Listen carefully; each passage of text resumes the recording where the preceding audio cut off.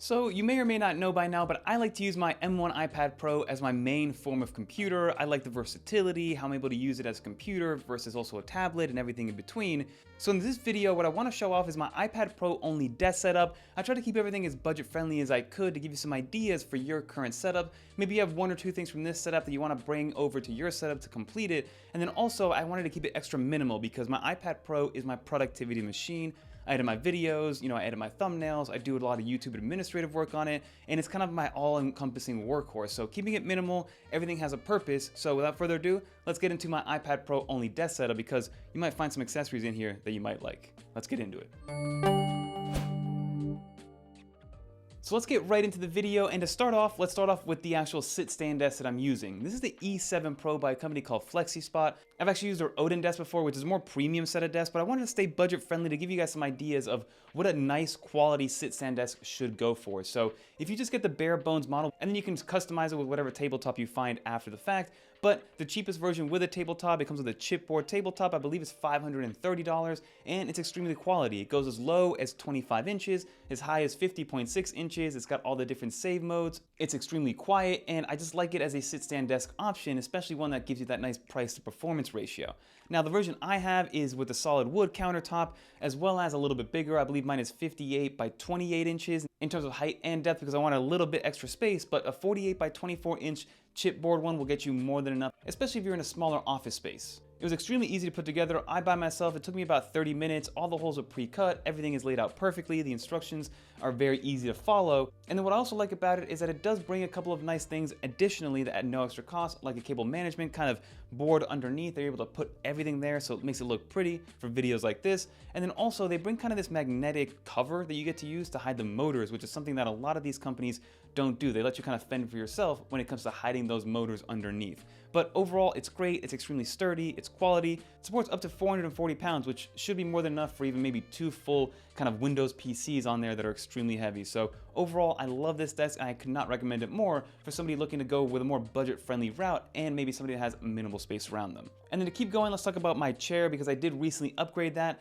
I've always used kind of IKEA chairs and not really thought much about what chair I'm using. I usually go with the cheapest model of chair, but this one is also by FlexiSpot. It is their C7 ergonomics chair, and for the price, you get way more value than some of those other ones like those Herman Millers, which will cost you maybe $1,000 to $2,000 even, where they do promise a lot of ergonomics and kind of better posture and things like that, but for $360 on the FlexiSpot side, you get pretty much 95% of the way there, right? You get lumbar support, lower back support. It's nice and airy because it has that mesh material. It's very comfortable. You can lean back far. It'll keep you sturdy. The actual armrests themselves are extremely customizable. You can move them up and down. You can move them side to side. So overall, for a more ergonomic style chair that kind of puts your health and your posture in the forefront, for $360 to $370, you really can't beat it. And now let's get into what's actually powering this entire setup. So as I mentioned earlier, I'm rocking an M1 iPad Pro, and the M1 iPad Pro allows me to make that the hub of this entire setup. So I use my M1 iPad Pro. I have the 128 gig variant. I don't really need the M2 iPad Pro because I don't need the hover feature. And outside of that, there isn't really much of a difference. I am waiting for the M3 iPad Pro and see what Apple does with that. But the M1 iPad Pro has been my tried and true workhorse, even down to the 2018 iPad Pro. So what actually makes this desk possible, aside from the iPad itself, is the arm that it's sitting on. So this is by a company called Kyuksu. I've mentioned this. I actually wrote a whole article about this arm itself because I'm extremely impressed by it. It's basically a monitor arm, but instead of actually holding a monitor, it's holding your iPad. And on the iPad is a magnetic plate, and that magnetic plate is extremely powerful because this X36 arm allows you to move this iPad in pretty much any direction, any orientation, and any depth that you would really want, especially when you're actually using it as a note-taking or a handwriting or even a design tool. So I like to have it up like this in kind of vertical or portrait mode whenever I'm using it as a computer, but then whenever I need to and I actually need to use the iPad as an iPad, I just pull it closer to me and I'm able to kind of push it all the way down, not fully down and fully flat, but flat enough where it's very comfortable for me to be able to do handwritten notes, maybe do a quick sketch. So I'm able to use it as an iPad without having to remove it off of the actual stand itself. That is the X36 iPad magnetic arm. I could not recommend that enough. If you are somebody that is looking to kind of use your iPad at your desk and have it floating at whatever eye level because it gets extremely high, extremely low, you can pull it towards you, like I said, any orientation, even swivel it at that Z axis so you kind of move it towards you and kind of have almost a command center. So now I was looking to pair my iPad Pro with a nice monitor that would give me everything I would need but not actually break the bank. And this is where the new Philips 27-inch Creator Series monitor comes into play. So as the name entails, it is a 27-inch monitor that's made with the creator in mind. So think HDR content, 4K. It pretty much checks off every single box that you would need from a monitor at this $500 and below price point. So as I mentioned, it is a 4K UHD display at 3840 by 2160. It is a 60 Hz monitor, so not really for gaming, but 60 Hz is more than enough. Again, for a design tool, as you can see behind me, it works great with Stage Manager. It is a USB-C cable that goes from the monitor itself, and it's included in the box, goes from the monitor itself to the iPad Pro, and that is all you need. It not only allows you to extend your display of your iPad, but also charges your display at up to 87 watts, I believe, which is more than enough for an iPad. So if you maybe use it with a MacBook Pro or a MacBook Air, it'll also cover all your charging needs when you are plugged in directly. And since this is a single cable solution, pretty much this display not only acts as your display, but also a USB-C docking station as well, because on the rear, you have 4 USB-A ports, you have 3 USB-C ports, you have 2 display ports, an HDMI port, and again, like I mentioned, that one single cable solution that goes directly to your actual host computers. So this monitor has been amazing so far. Everything's been perfect. It does support HDR content. So if you guys are looking for a nice, well-priced monitor, the Philips 27-inch Creator Series monitor could be the way to go. But that is really the meat of this desk setup, right? You have your iPad powering the display, but now I want to talk about some accessories that I use to kind of empower this a little bit more. So in front of the actual monitor itself, I have Orbikeys XL desk mat, and what I love about this desk mat, and you might have heard me talk about this desk mat before, is that it actually serves a few purposes, right? It's actually a beautifully made desk mat, but on the bottom of it, it actually has a little, not really compartment, but it actually opens up so you can slide in maybe 3, 4, 5 sheets of paper that are pretty much out of sight, out of mind, but if you do need them, you just open that up again. And then you also have a railing all the way at the top, which is a magnetic railing, which is where I like to put my Apple Pencil sometimes, but it also has some cable organizers on there, which are great to have. So this desk mat, you would think a desk mat can't really do much, but this one has a bunch of different functions and is extremely well made, and Orbikeys just makes amazing products.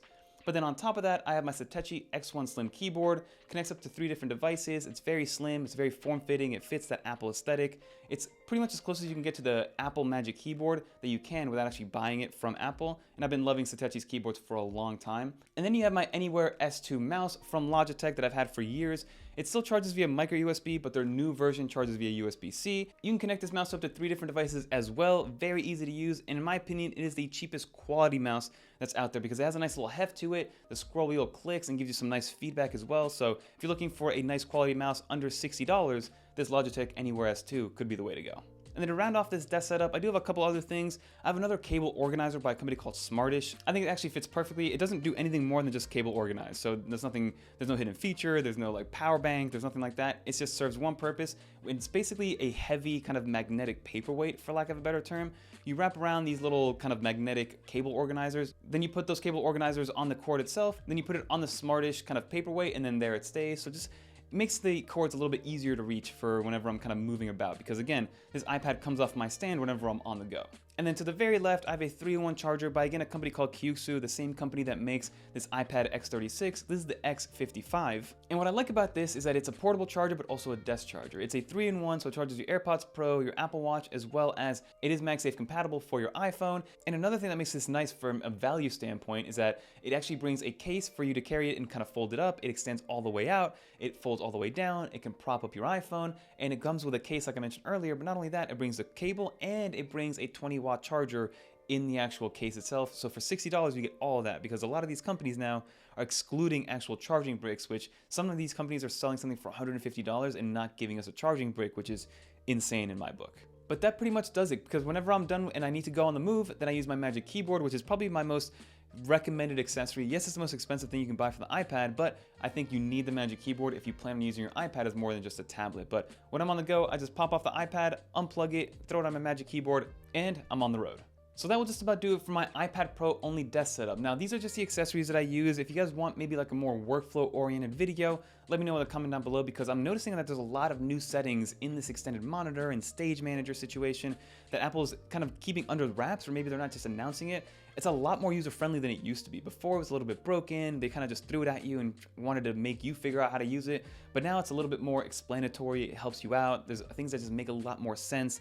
And there's a lot of nuance in Stage Manager and extended monitor support on the iPad that is just not really talked about. So if you guys want a video on all that, let me know in the comment down below. But Let me know if you guys liked any of these accessories. What's something that you would pick up? If I were to recommend one of these things, it'd have to be the X36 arm because it mounts extremely easily. It's so sturdy, extremely quality, has some nice heft to it, and it's just so nimble. It can kind of make your iPad do whatever you need it to do in a desk setting. But that's going to do it. If you made it to the end, leave a little dolphin in the comments down below so I know that you made it to the end.